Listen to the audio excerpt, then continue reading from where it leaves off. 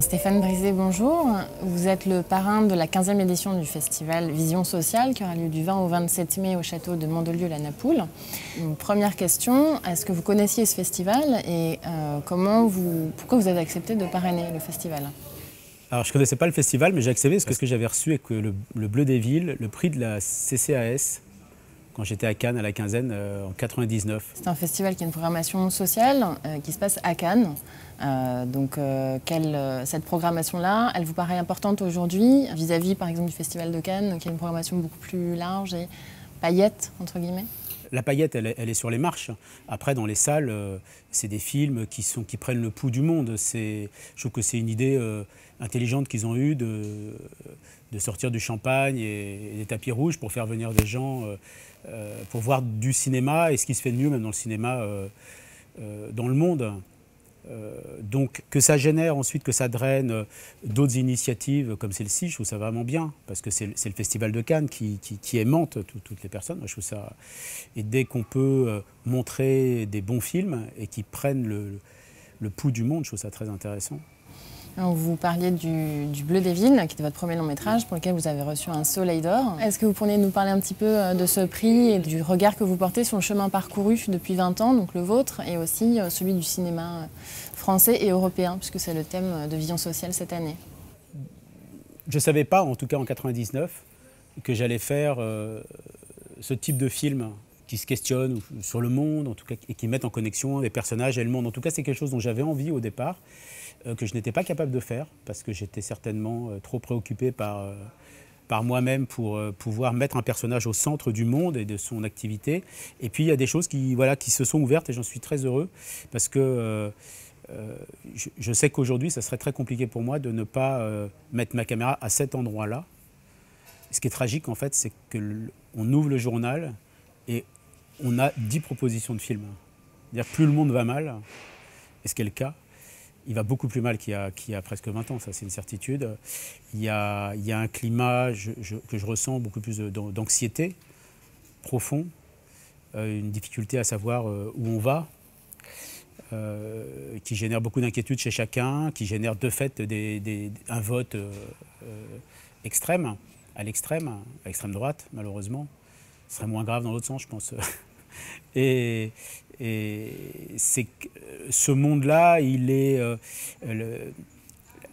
la place de l'homme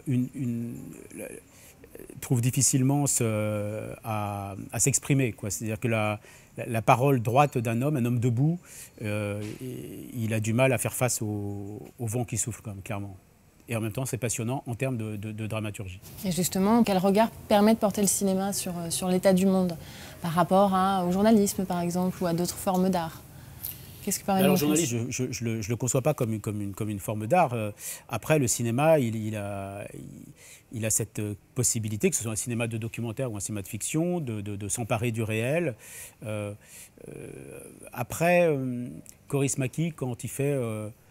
au loin s'en vont les nuages, il parle de notre monde, il parle du chômage d'une manière plus poétique que Ken Loach, par exemple. Et en même temps, ces personnes posent leur regard sur le monde. C'est la puissance du cinéma, c'est ça aussi l'accessibilité du cinéma. C'est quand même un art plutôt accessible par tout à chacun. Et puis il y a des gens comme Ken Loach qui se sont emparés de ces sujets-là, qui ont su les rendre... y mettre de la dramaturgie, qu'on su les rendre accessibles, compréhensibles, forts. Et c'est des gens importants, quoi. C'est des gens importants. J'aimerais qu'on s'arrête un peu sur la loi du marché, parce que vous parlez de dramaturgie. Dans ce film, vous donnez aux situations quotidiennes, d'humiliation, de pression quotidienne, une dramaturgie particulière. Et vous avez tourné ce film dans des conditions particulières, en très peu de temps, 21 jours, et avec des comédiens non professionnels, mis à part Vincent Lindon. Alors, quelle est l'histoire, en 2 mots, de la loi du marché, et pourquoi aller chercher des comédiens non professionnels, en majorité? La loi du marché, c'est l'histoire d'un homme qui est au chômage depuis longtemps et qui se retrouve à accepter un travail, sinon il se retrouve très rapidement au RSA. Un travail qui en soi n'est pas dégradant, il est agent de sécurité dans un hypermarché. Alors c'était un ouvrier avant, il est contraint d'accepter ce travail, mais pourquoi pas ce travail? Je vais toucher 500 € par mois. Je fais comment pour payer toutes mes factures, tout ce que je dois? C'est dans 9 mois, c'est là. Est-ce que vous pensez que vous seriez d'accord pour accepter une fonction en dessous de celle que vous avez occupée dans votre ancienne entreprise. Ah oui, je pense, oui. Bah, vous pensez, vous êtes sûr? Est-ce que vous avez envisagé la vente, peut-être, de l'appartement? Oui, mais c'est non. C'est non? Et bah, pour quelle raison? Ça serait comme si tout ce qu'on avait fait, c'était... ça avait servi à rien. Donc au niveau des hôtesses, tu zoomes bien pour voir si elles scannent tous les articles, vu qu'il n'y a pas eu beaucoup de départs en pré-retraite, donc il essaye de virer du personnel. Le problème de l'endroit où il exerce, c'est que le directeur de l'hypermarché dans lequel il travaille a décidé de demander à tous les agents de sécurité de fliquer les salariés, notamment les hôtesses de caisse, pour les renvoyer au cas où elles feraient une toute petite connerie. Parce que ce gars-là a envie d'augmenter son chiffre d'affaires, et plutôt ses bénéfices. Donc la seule variable d'ajustement qu'il a, c'est le nombre de ses employés. Il faut qu'il trouve des raisons objectives pour les renvoyer. Donc il met en place ce système. C'est la raréfaction de la denrée travail qui rend ces situations possibles. Et donc, c'est une situation qui va questionner mon personnage, qui est joué par Vincent Lindon, sur son éthique. Voilà, c'est un mec dont on comprend très vite qu'il est droit dans ses baskets, que c'est un type bien, quelque part. Et il va être interrogé à cet endroit-là. Et dans la balance, il a son loyer, les études de son fils, il a tout ça... Voilà, il faut financer tout ça. Et puis d'un autre côté, il y a un travail qui est en train de le bouffer en tant qu'homme. Donc la grande question, ça sera, est-ce qu'il va rester à cet endroit-là? Et alors, pourquoi être allé chercher des comédiens non professionnels en majorité? Et en quoi ce dispositif vous permet d'intégrer de l'hyper-réel, comme vous avez pu le dire, dans ce film? En fait, c'est hyper réaliste, mais c'est le réalisme que moi je cherche depuis très longtemps. Alors, même en travaillant avec des acteurs dits professionnels, j'ai toujours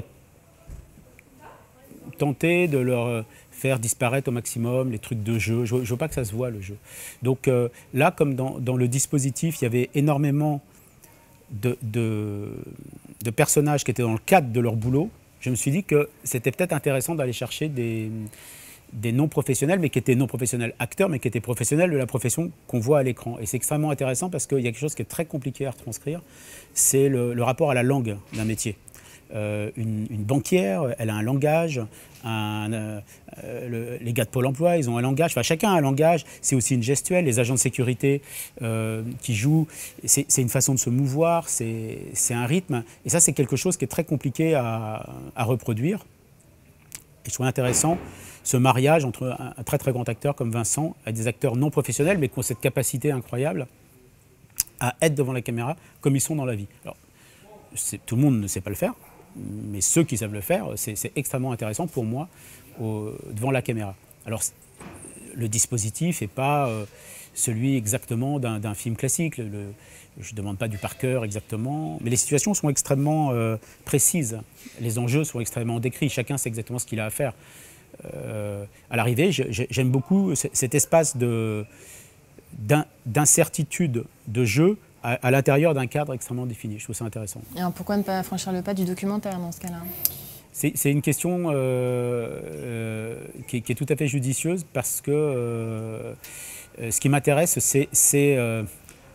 alors, est-ce que c'est une pathologie de tout contrôler et donc de fait écrire une histoire? Peut-être qu'il y a un peu de pathologie là-dedans. Je suis très attaché à la fiction, à construire une histoire et à trouver le moyen le plus judicieux pour la retranscrire à l'écran. Alors, c'est inventer des dispositifs. Il y a une démonstration à faire. Et j'écris, je pense, une dramaturgie en fonction de cette démonstration à faire. Le documentaire, bon, il y a aussi quelque chose à démontrer, ou à montrer en tout cas. Et je l'ai fait une fois. Et donc je peux comparer, en fait, je sais à quel point j'aime ce moment de création de la fiction. Et même avec les acteurs non professionnels, il y a quand même quelque chose. Ils sont en train de jouer, ils jouent. J'ai pas eu le sentiment d'être devant des acteurs non professionnels, mais j'aime la fabrication de l'histoire, de la fiction. C'est quelque chose auquel je suis attaché. Est-ce que finalement la fiction, c'est Kieslowski qui finalement avait abandonné le documentaire pour pour s'attaquer à la fiction, parce qu'il trouvait qu'il pouvait aller plus loin dans l'intime des personnages. Étrangement, moi, ce dispositif me permet, dans ces histoires-là, dans ce type d'histoire-là, me permet moins d'accéder à l'hyper-intime, c'est-à-dire à la chambre à coucher, dans ce dispositif-là, de films sociaux. Mais j'y trouve quelque chose, un rapport au réel que je trouve extrêmement intéressant. Mais c'est parce que je cours après depuis très longtemps. Donc finalement, c'est un dispositif que je trouve bien pratique pour moi. Et on peut qualifier vos films de réalistes ou de naturalistes. Je ne sais pas quel terme vous préférez, vous nous direz, ou un autre. Et vous venez d'adapter Une vie de Maupassant, qui est quand même une œuvre naturaliste. Et quelle en est l'histoire en 2 mots, encore une fois? Et est-ce le même réalisme que vous cherchez et que vous avez atteint dans La loi du marché et dans Une vie? Eh bien, sans La loi du marché, je n'aurais pas su réaliser Une vie, je le sais. C'est étonnant parce qu'en fait, Une vie, c'est un projet qui s'est développé sur très longtemps. Il y a eu 5 ans entre le début de l'adaptation et puis finalement sa sortie en salle. Et dans ces 5 années, La loi du marché s'est invitée. J'ai écrit, tourné et monté La loi du marché dans les 16 mois où on cherchait l'argent pour Une vie. C'est pour ça que les 2 films se sont enchaînés très rapidement. Je sais que La loi du marché était un tournant, en fait, dans la place de la caméra et dans la dramaturgie aussi, dans la façon de raconter l'histoire. Ça a vraiment été un tournant. Et je me souviens qu'à la fin du montage de La loi du marché, j'ai complètement réécrit Une vie en le positionnant définitivement du point de vue du personnage principal. Ça crée une dramaturgie très particulière, c'est-à-dire que le personnage devient un élément de la dramaturgie à l'intérieur d'histoires qui ne sont pas, on va dire, des bonnes histoires. C'est pas des bons pitchs, que ce soit Une vie ou La loi du marché, c'est pas un pitch malin. On va suivre quelqu'un dans les méandres de sa vie, mais le simple fait de s'y attacher, de lui coller au basque comme ça crée quelque chose ça participe à la dramaturgie. Mais que ce soit La loi du marché ou Une vie, et d'ailleurs c'est en ça que La loi du marché a corrigé Une vie, c'est qu'on passe notre temps à découvrir en même temps que le personnage qu'il est en train de vivre. Il n'y a jamais quelque chose qui est préparé. En fait, finalement, comme dans le documentaire, il y a quelque chose que le spectateur découvre au moment où je le filme. Je trouve ça extrêmement intéressant. Et c'est un peu une autre façon de raconter les histoires pour moi. Et là, pour le coup, s'il y a un rapport au documentaire, je pense qu'il est plus dans la dramaturgie du récit que dans la façon de le filmer, même si c'est une caméra à l'épaule qu'on attribue très généralement au documentaire. Est-ce que tu m'aimeras toute ta vie? Bien sûr, je t'aimerai toute ma vie. Si tu épouses Julien, ton père et moi, nous allons l'accueillir dans notre famille comme un fils. Une vie a vraiment été, je me souviens, revisitée. Et c'est ce qui lui a apporté sa densité, c'était de le revisiter à la lumière de cette dramaturgie-là. Et donc vous parlez de la force dramatique et de la dramaturgie. Par exemple, dans La loi du marché, les scènes sont assez éprouvantes à vivre en tant que spectateur. En tant que spectatrice, j'ai été en colère, j'ai été amère, triste, émue, et j'ai eu envie d'agir. Alors déjà, est-ce que c'est comme ça que vous percevez la société et la vie, comme une succession de cruautés, de petites cruautés? Et est-ce que vous avez envie de provoquer quelque chose chez le spectateur, en termes d'émotion, de réaction? La vie n'est pas seulement cruelle. Sinon, ça serait pas possible de se lever le matin, quoi, si on savait que c'était que cruel. Il y a quelque chose le monde dans lequel on évolue a sa brutalité, et à certains endroits de la société, on le ressent plus que d'autres. Bien évidemment, les personnes qui là aujourd'hui apprennent que leur usine ferme, ils sont dans un système à un moment beaucoup plus brutal et cruel de leur vie que moi qui fais des films, c'est clair et net. Mais en même temps, à l'endroit où je suis, j'observe quand même cette cruauté. La micro-société du cinéma a sa brutalité aussi, qui n'est pas la même. Il n'y a pas de comparaison possible avec celle de salariés précaires ou d'ouvriers qui sont en moments difficiles de leur vie.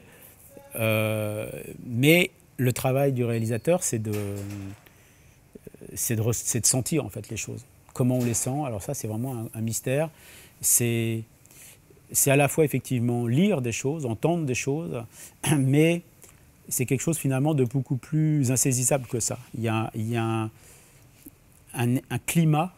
Le climat, c'est quelque chose plus qu'on ressent que quelque chose qu'on comprend, en tout cas personnellement. Je ne suis pas un grand intellectuel, alors je réfléchis aux choses, mais après, en avoir eu une sensation physique, et puis après, il s'agit de raconter des histoires qui témoignent de ça. Alors, je ne fais pas des films pour apporter des solutions, parce que ça serait hyper présomptueux, évidemment, d'en proposer des solutions, mais de positionner le spectateur à un moment de question. C'est-à-dire que la loi du marché, qu'est-ce que je ferais à sa place, quoi? Est-ce que finalement je resterai à sa place, ou est-ce que je ferais comme lui, est-ce que je partirais? C'est des questions dérangeantes, parce qu'on n'aime pas forcément aller au cinéma pour être encombré de ces questions-là. Le cinéma est beaucoup associé à un divertissement. Moi, je ne l'envisage pas comme ça. J'aime bien me divertir au cinéma, mais qu'est-ce que j'aime, que ce soit en lisant quelque chose, mais en voyant un film, être bousculé dans mon questionnement, d'être déstabilisé sur des certitudes, parce qu'on en a tous finalement. C'est à cet endroit-là que le cinéma, je le trouve intéressant. En tout cas, c'est à cet endroit-là que j'ai envie de le faire, moi. C'est à cet endroit-là que je me sens une légitimité. Je ne pourrais pas, et je le sais,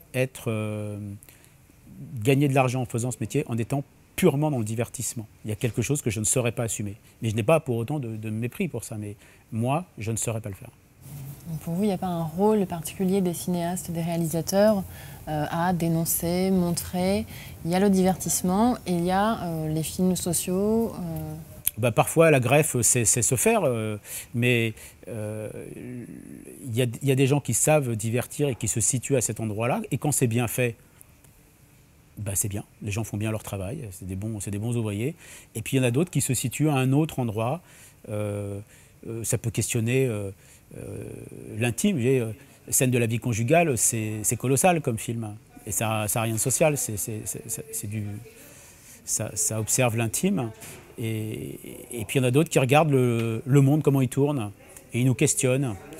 Voilà, on est, je pense, en situation de guerre, donc on se retrouve dans des films sociaux avec des dramaturgies de guerre, en fait. La loi du marché, c'est un film de guerre, la loi du marché, c'est-à-dire que est-ce qu'il va collaborer, est-ce qu'il ne va pas collaborer au système? C'est ça, finalement. Donc il y a une situation qui s'est durcie, énormément durcie, et il y a des personnes qui se retrouvent à une place dans le monde, ceux qui possèdent le travail, une place de toute puissance, c'est-à-dire qu'ils se retrouvent un peu comme un gars qui a une bouteille d'eau dans le désert et qui croise quelqu'un qui n'a pas bu depuis 3 semaines, qui lui dit « si tu veux boire, ok, je te donne ma bouteille d'eau, mais tu fais ce que je veux ». Et qu'est-ce qu'on est prêt à faire pour sauver sa peau, pour bouffer, pour avoir un chèque à la fin du mois? C'est des vraies questions. Ça pose des questions d'éthique. Je trouve ça très puissant. On parlait de cruauté et de choses très dures. Et à l'inverse, dans vos films, il y a des moments de musique, de danse. Dans Mademoiselle Chambon, un morceau de violon-piano. Je ne suis pas là pour être aimée du tango. Dans La loi du marché aussi, il y a un cours de rock. Et puis de La variété française, où le couple Vincent Lindon et sa femme dansent. Sont des moments de tension, mais sont aussi des moments légers. Comment vous les avez conçus, ces moments de musique? Mais pardon, dans La loi du marché, je savais que Vincent Lindon détestait danser, comme moi. Donc ça m'a fait plaisir d'imaginer en train de danser, parce que je savais que je pouvais saisir un endroit de sa maladresse. Et je trouve ça très émouvant. Je suis un mec costaud comme ça. Ça me permettait aussi de raconter, sans discours, que ce couple était un couple vivant, quoi. Ils ont 50 balais chacun et ils vont prendre des cours ensemble. Donc et on sait qu'ils sont au moins depuis 20 ans ensemble. Donc ça, sans mots, juste avec quelque chose qui peut être à la fois touchant et assez joyeux à regarder, ça me raconte un bout de l'histoire. Il faut toujours que ces scènes-là me racontent quelque chose, elles servent à quelque chose, mais la musique, elle fait quand même partie de notre vie, et les fonds musicaux. Et quand j'ai tourné une vie, il y a de la musique dans une vie, mais il n'y a pas de musique dans les scènes. Il n'y a pas de radio qui marche, il n'y a pas de télé. Et je me suis rendu compte qu'à un moment, au tout départ, je me disais, mais qu'est-ce que je fais avec l'univers sonore? alors qu'il y a tout le temps un bout de musique qui traîne dans un bar, dans un resto. On n'est jamais dans un silence, c'est très rare. Voilà, ça fait partie de nos vies. Et puis, alors il y a la musique qu'on utilise à l'intérieur des séquences et la musique qu'on utilise, la musique off dans les films. Ça a quand même une puissance dans l'inconscient collectif terrible, la musique. C'est quelque chose, ça a la force d'un parfum. C'est plus fort que l'image en termes de ce que ça peut provoquer. Alors je sais que j'essaye de l'utiliser comme une ligne d'écriture supplémentaire. Ce n'est pas une musique qui vient commenter ce que l'image raconte déjà. Je trouve qu'on a là, quand on peut l'utiliser, quand on veut l'utiliser, un outil hyper puissant pour créer des émotions. Mais quand je dis cette phrase-là, ce n'est pas un gros mot, ce n'est pas forcément rajouter du sucre. Créer une émotion, ça peut être une émotion de tristesse. Mais j'aime bien utiliser la musique comme finalement pour décrire en fait, ce qu'il y a à l'intérieur du personnage, quelque chose qui ne se dit pas, quelque chose qui ne se filme pas, quelque chose que l'on doit ressentir. Et voilà, un état, c'est pour décrire un état du personnage. Vous avez tourné des films à petit budget, notamment La Loi du marché, encore lui. Est-ce que c'est encore possible de faire du cinéma de qualité sans des budgets astronomiques? Ou est-ce que c'est inversement proportionnel? C'est-à-dire tout ce qui coûte cher est forcément du divertissement? Non, mais est-ce que c'est possible de tourner des films à petit budget pour certains types de films? Le truc, c'est que la question, elle n'est même plus là, c'est qu'on est quasiment obligé. C'est-à-dire que si on veut faire le film, on est quasiment obligé de tourner dans une certaine économie. Et je pense que l'économie, il y a une légitimité à la repenser. Tous les films ne peuvent pas se faire à petit budget, mais ils peuvent se faire différemment que par le passé. Pourquoi? Parce que la technologie a augmenté. Elle s'est énormément améliorée. Ce qui fait qu'à une époque, on devait avoir un certain nombre de personnes sur le plateau pour installer les lumières. Il y avait un volume de matériel à transporter pour que la scène soit éclairée quand on était en pellicule, ce qui n'est plus le cas maintenant. Donc il y a un moment, pourquoi avoir 30 personnes sur le plateau quand on peut en avoir 15? La loi du marché, c'est 13 personnes en me comptant, et je n'ai pas le sentiment en voyant le film que ça fait film pauvre. Alors moi, ce qui m'arrange dans ce dispositif léger, c'est que ça participe au côté pas cinéma. Sur le plateau, jamais une lumière n'était voyante. C'est-à-dire que quand les acteurs arrivaient sur le plateau, qu'ils soient professionnels et donc non professionnels, il n'y avait pas un dispositif de cinéma. La caméra est très discrète. Mais cette technologie qui a augmenté nous oblige à penser les choses différemment. Mais comme les financements se sont extrêmement durcis sur un certain type de film, faut se démerder. Après, il ne faut pas que ça soit au détriment du film. Et dans Une vie, vous avez travaillé avec deux anciens parrains et marraines de Vision Sociale, qui sont Jean-Pierre Daroussin et Yolande Moreau. Alors, plus généralement, comment vous choisissez les comédiens avec qui vous travaillez, et est-ce que leur engagement ou leur fibre sociale ou leur manière de travailler avec les équipes, par exemple, est-ce que c'est important pour vous? Je pense pas à ça. Alors en même temps, si demain on me disait tiens, est-ce que tu as envie de prendre Franck Lapersonne, par exemple, qui vient de se mettre au Front National, il y a peu de chances que j'aille le chercher, le garçon. J'ai l'impression qu'il se tire une balle dans le pied quand même un peu en faisant ça, mais bon. Non, les acteurs, je les choisis par rapport à leur capacité, non pas à faire, mais à leur capacité à être. Et la capacité d'être de Jean-Pierre Daroussin ou de Yolande Moreau, elle est formidable, quoi. C'est des gens qui... C'est l'endroit de leur humanité qui me touche. C'est toujours ça qui m'intéresse, que ce soit un acteur professionnel, encore une fois, ou non professionnel. C'est qui il est, et à l'intérieur du dispositif, comment il va se positionner. Mais encore faut-il qu'il accepte le dispositif. Il y a des gens pour qui c'est pas si simple d'accepter un dispositif qui passe pas par le texte forcément totalement appris, quelque chose qui est très mouvant, quelque chose qui n'est pas... au moment où j'arrive sur le plateau, je ne suis pas encore forcément certain que ça va se faire à l'endroit où tout le monde se donne rendez-vous. Ça peut se faire finalement à la pièce d'à côté. Il y a un endroit d'incertitude que j'aime beaucoup et qui fait partie de la vie, du travail d'invention du film, que j'aime beaucoup. Encore faut-il qu'ils l'acceptent. Alors quand des gens comme Yolande ou Jean-Pierre, ils ont un énorme bagage, ils ont cette disponibilité d'esprit. Je trouve ça très plaisant. Et puis, voilà, quand je leur ai demandé de jouer dans le film, c'était qui ils étaient qui m'intéressait, savoir qu'ils ont une fibre sociale. Alors peut-être qu'il y a des affinités naturelles qui se font, quoi, mais je ne regarde pas pour qui ils votent avant de tourner, quoi, c'est sûr. Sauf pour certaines orientations politiques, puisque je vous entendais parler. Oui, c'est vrai. Je dis une chose et son contraire. Oui, je pense que si un mec s'était affiché Front National, mais je pense que la rencontre aurait du mal peut-être à se faire. Ou alors, je l'utiliserais pour ce rapport au monde. Parce que voter pour quelque chose ou pour quelqu'un, pour des idées, c'est un rapport au monde. C'est ça. Donc c'est aussi quelque chose de très organique. Hein. Ça se voit même certainement dans les yeux.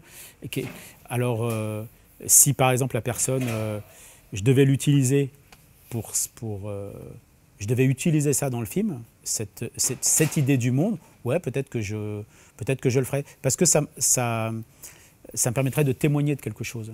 Donc pourquoi pas, mais dans ce cadre-là. A priori, parce que sinon, il y a peu de chances que la connexion se fasse. Et ça, c'est important, comme il faut aimer généralement quand même les gens qu'on filme. Mais ce n'est pas non plus forcément totalement rédhibitoire en fonction des circonstances. La présidentielle de 2017 et le programme des candidats, pour vous, c'est une bonne ou une mauvaise augure pour la création et la culture ? Eh bien, il faudrait qu'ils en parlent déjà, certainement de la culture, parce qu'on entend parler de beaucoup de choses, mais on n'entend pas parler de culture, ça c'est assez certain. Il y en a certains qui... Alors, est-ce qu'il faut être quelqu'un de très sensible aux arts et de très cultivé pour être un bon président ? Je ne sais pas. La certitude, c'est qu'on n'en entend pas parler. Le reste prend tellement de place qu'il y a tellement d'inquiétudes sociales. En plus, il y a d'autres choses en ce moment. C'est carrément un bordel sans nom, que c'est très compliqué d'aller parler du financement du cinéma, de la musique. Je pense que là, à ce moment-là, quelques semaines de la présidentielle, ils en ont rien à foutre, quoi. Mais par contre, si c'était un sujet porteur, ils le feraient. Sauf que ça ne l'est pas, clairement. Et vous, ça vous paraît important la culture dans le tissu social? Ça me paraît absolument essentiel. Sinon, je ne pourrais pas, moi, me lever le matin si j'avais le sentiment que ce que je fais n'a pas son utilité. Et c'est aussi pour ça que tout à l'heure, je parlais de la nécessité profonde pour moi de faire un certain type de film. Et aujourd'hui, d'être en regard du monde tel qu'il fonctionne, c'est parce que ça me paraît un outil formidable pour regarder notre monde et regarder l'homme. Et d'ailleurs, j'étais étonné d'une chose, au moment de la loi du marché. Tout à coup, alors c'est vrai qu'on a énormément parlé du film, ce qui était formidable, mais j'avais le sentiment qu'il y a plein de journalistes qui découvraient le problème du chômage. Je me dis, mais il y a bien un truc dont on parle tous les jours, c'est le chômage. On en parle, il y a des pourcentages d'augmentation de chômage qui passent en bandeau sur les chaînes d'infos, etc. C'est quelque chose dont on parle, les plus 0,3% chaque mois. Mais finalement, c'est un peu comme le poison. C'est-à-dire que si on en prend un petit peu tous les jours, on s'y habitue. Et 0,3 au mois de janvier, 0,4 au mois de février, 0,2 au mois de mars, etc. À la fin, ça fait un gros chiffre, mais c'est un petit peu à chaque fois. Et derrière un chiffre, il n'y a pas d'humain. 0,3%, c'est moins parlant que 70 000. Et 70 000, c'est même pas... On se dit, ça fait presque un Stade de France. Donc déjà, on visualise un petit peu. C'est très compliqué. Et le cinéma, il a cette vertu, documentaire ou fiction, il a cette vertu d'amener l'humain, d'incarner une problématique. Et ça, c'est super important. Le cinéma, c'est mettre un visage, en fait, sur une problématique ou sur juste un chiffre.